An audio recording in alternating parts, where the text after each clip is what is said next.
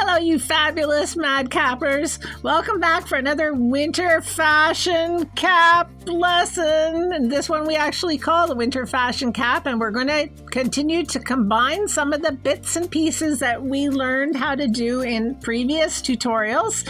So we have a cuff that we applied to our pom-pom hat and visor with our last tutorial. The cuff is on our Canada cap with the Sherpa fleece ear flaps.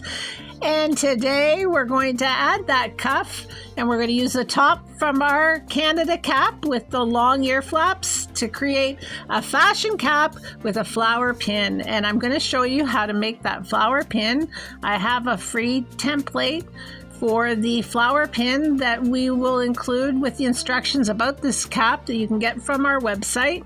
And I use Quilter's freezer paper to lightly iron onto the back of my fleece and cut out my shapes for my flower. So I'll show you how to do that. But today we're going to make this fabulous cap, and it's going to be something that you will love because it fits deep on your head, and you tilt it a little bit so the band is going to be just a little bit longer than what we have normally added to our head circumference. So when I say tipped, I mean it's worn on a bit of an angle, and that angle helps it to cover your ears, but there'll be a link below for more information.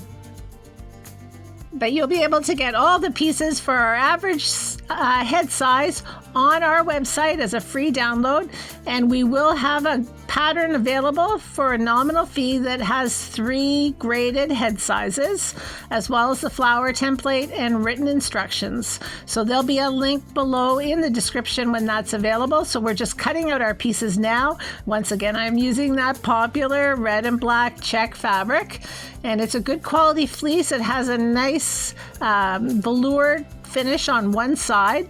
So that's what you want to look for, is a good quality fleece that looks nice on one side. Some of them look nice on both sides, but I prefer to use the one side because then I can tell easily what is the back side. And I'm going to sew those seams with my average seam width, which is 3/8 of an inch or 1 centimeter. And I'm going to sew all around the outline of my visor on my extra firm stabilizer.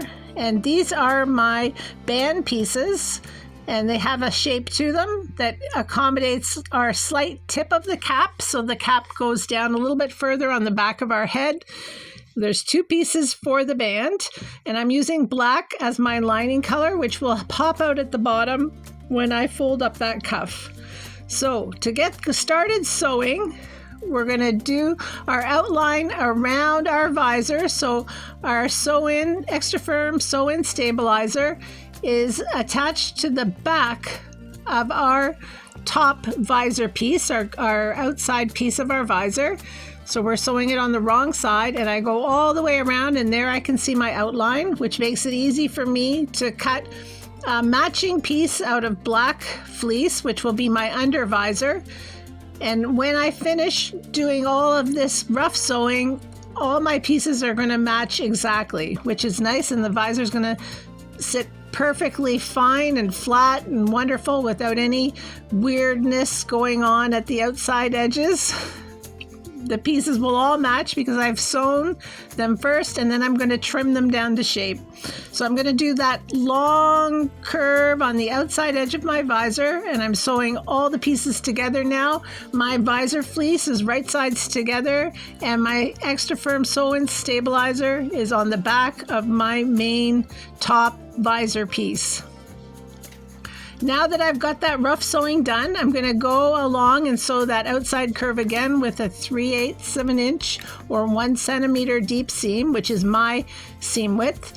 If yours is a little bit deeper than mine, then you want to cut the pieces a little bit bigger, and you'll see that on the package that you'll get from our website. You can clip the curve if you'd like, but I use my serger just to compress those edges and clean them up, and that gives me a really nice edge to turn and roll through my fingers to get a crisp, smooth, clean edge to my visor. It works every time, folks. And I'm just going to roll them now so that that seam is right at the very edge, and there's the same amount of fabric on the top of the visor as is on the bottom, and that seam is right in the middle on that outside edge. So I'm just going to clip as I roll, and then I'll pin, and I'll finish making my visor.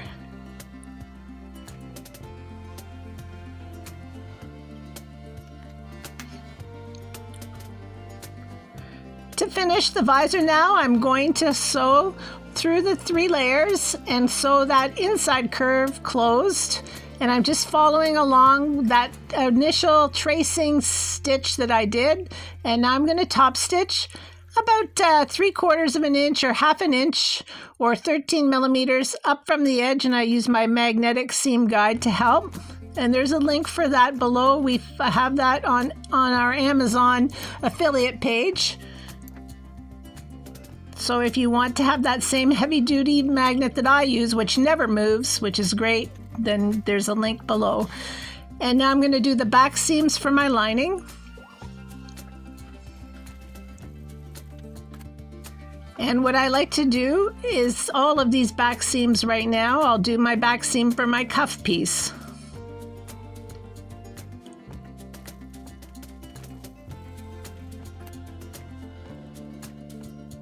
And I'll do the dart for my top, and the top is a single piece, and we put a dart in it to give it a little bit of a rounded shape, just like the top of our heads, and then that reduces any stress on the seam joining the top to the rest of the hat. And I'll just notch my center points on all my pieces now so I can match up the center front and the center back as I continue with my sewing journey. So the next piece I'm going to finish is my cuff piece.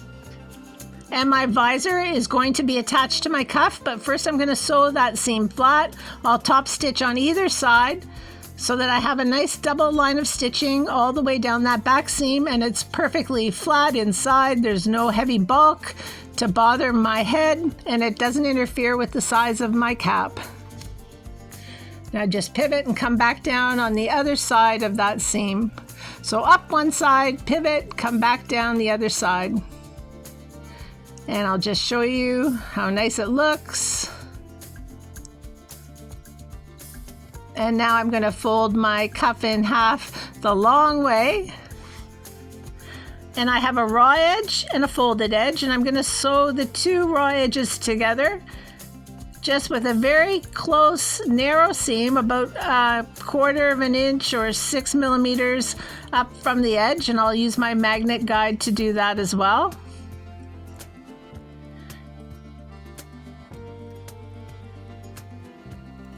And at this point, because my fabric has a pattern, I'll sort of decide which side is going to be visible from the outside of the cap and which side is going to be up against my cap body and hidden from the world.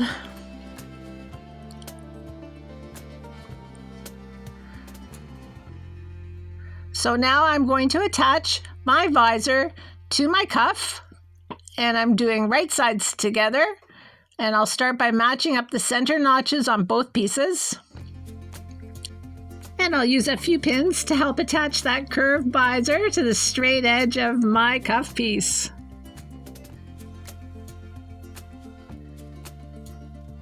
And I'm using a narrow seam width again of about 1/4 of an inch or 6 millimeters.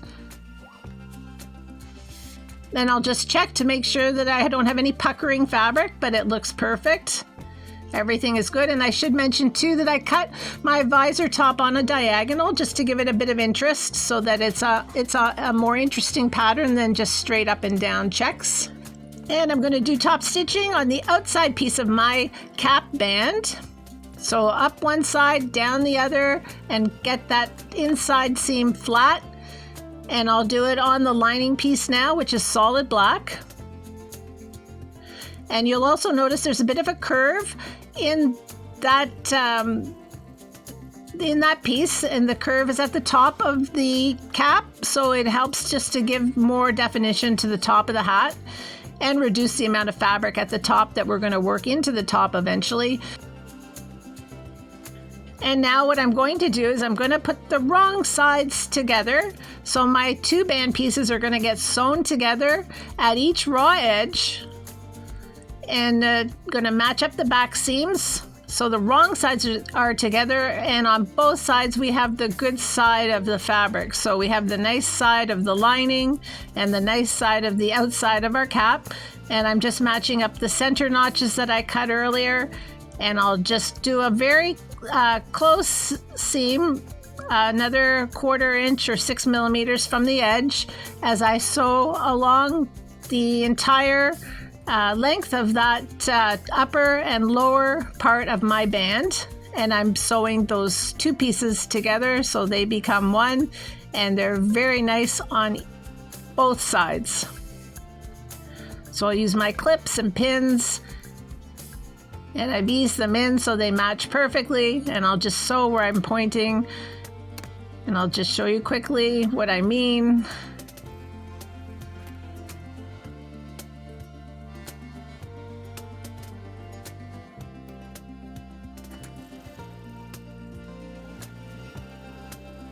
Alrighty, I flipped it over and I've done the other side.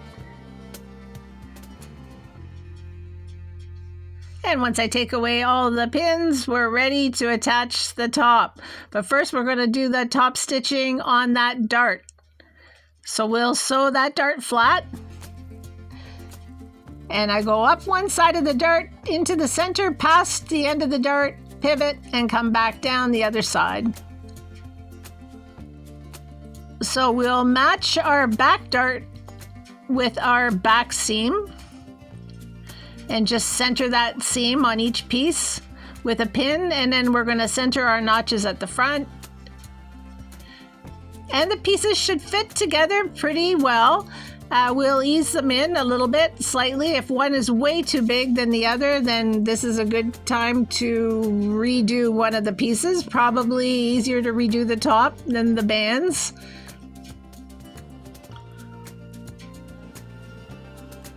And I'm going to sew the top to the bands, the side pieces, with my average seam width, which is 3/8 of an inch or 1 centimeter. And I'm going to go all the way around, and I'll just ease that top in as I go.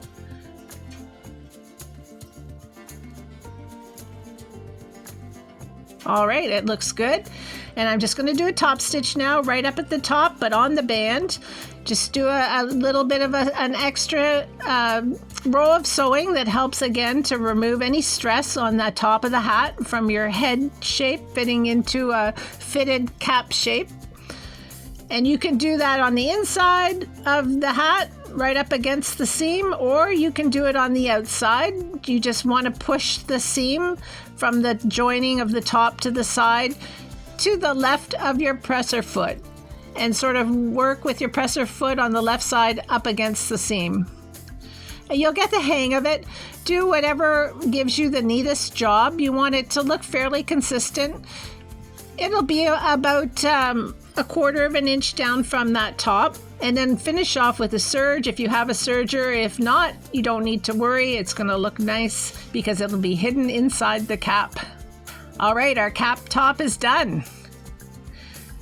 Our body is done, and now it's time to attach the visor and the cuff piece to finish off our cap. So what I do is I start at the center front, and I put the wrong sides together, matching that center front notch in the visor with the center front notch on the band. On the underside of your visor is going to be up against the lining of your cap. So those two black pieces are going to be pinned together, and then you're just going to ease around so that you have the back seams matching. The back seam of your cuff is going to match the back seam of your hat body, your cap body, hat body. And again, we're easing it in, and you're going to trim any extra pieces like this part of the end of the visor that's popping out. And then I'm going to sew them together with my average seam width, my normal seam width of 3/8 of an inch or 1 centimeter all the way around. Take out my pins for the reveal. Turn the cuff up, and voila, look at this hat. Now you can see I have a little bit of black from the lining that's showing on the outside, and I like that. It lifts up the visor up off the forehead, and it sort of keeps the seam up off your skin, off your forehead as well. But inside it's nice and smooth. There's no sewing on your skin. It's super comfortable. So you can pin that cuff up and leave a little bit of the lining showing below, and just do a small top stitch from one edge of the visor. So where I'm pinning all the way around to the other edge, or just do a small amount at the very back, or don't do anything at all. If this hat is for you and you're not worried about the cuff coming down to expose your sewing, then you don't need to do this step. This is why we add a little bit of extra length to our pattern pieces that is outsized in relation to our head size. Because of this sewing, it's going to make the hat feel a little bit tighter. So we added a little bit of extra fabric. If you find the hat is too tight, then take the seam out if you've added it. But it covers up the sewing underneath, which the cuff had covered. So it's kind of nice, just to give a good professional finishing touch. But the pin does too. So I'm going to show you how I make my flower pins. You don't need to decorate this hat. This hat looks great just the way it is. But if you want to give it some extra flair, a flower pin will help hold that cuff in place as well and give it just a really nice little bit of decoration. So what I do is I've cut craft felt into a circle, and I've made a little rectangle, and I have a safety pin to do my pin back, and I'm using Quilter's freezer paper, and I've printed out my template onto the paper side of the freezer paper. The other side has a light coating of wax, and I layer my flowers. So I'm going to cut out the big flower first, and I'm going to cut it out in black, the same fabric that I used for my lining and my under visor. And I've already covered a button, as you can see on the right side, in the black fleece as well. And I'll use a glue gun for all of this.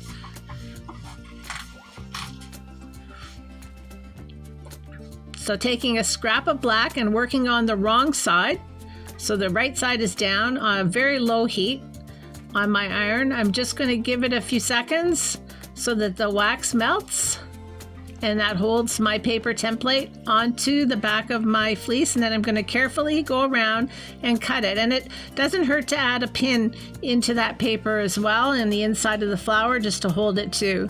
So I sort of go in one direction around the flower, and then come back and do the other direction. But you do whatever it takes to get a good result. And just take your time.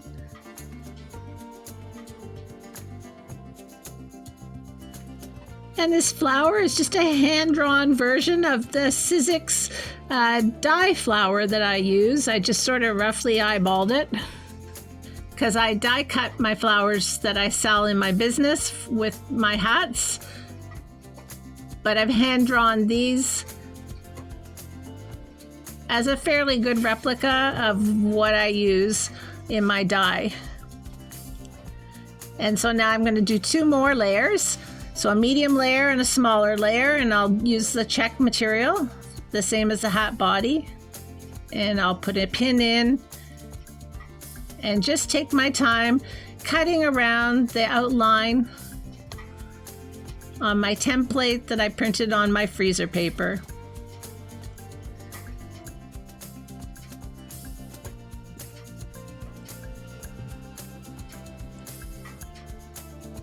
Now you can reuse those freezer paper pieces, so you can save them for another project. And I got my freezer paper on Amazon.ca, so there's a link for that in the description below as well.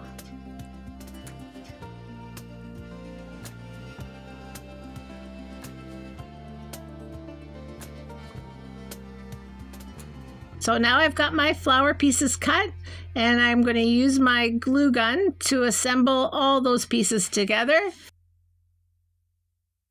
And I describe how to make the back of my pins in great detail in a video that is all about a fleece flower pin, and it's a different one than this one. It's made with circles of fleece. but I think you can see what I'm doing.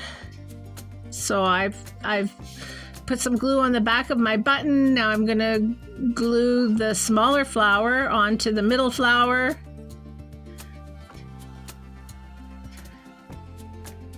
And work down to the big flower.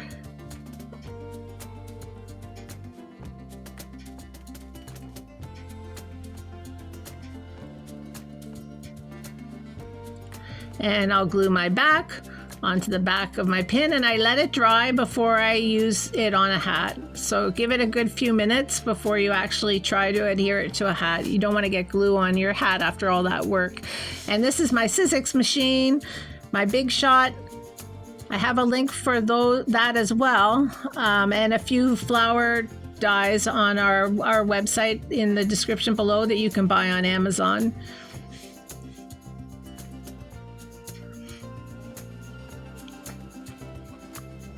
It's a lot faster than cutting out each piece by hand, but I think you would only make an investment like this if you were a serious quilter or you were going to start a business and make a lot of something that you would need to have a die cutting machine for, because they are quite pricey.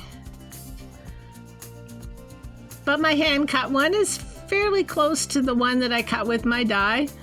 If you take your time, you can do a really nice job. And you can use any flowers. You can find free flower outlines on Google if you search, and just make your own template. So there's my hat with my flower pin.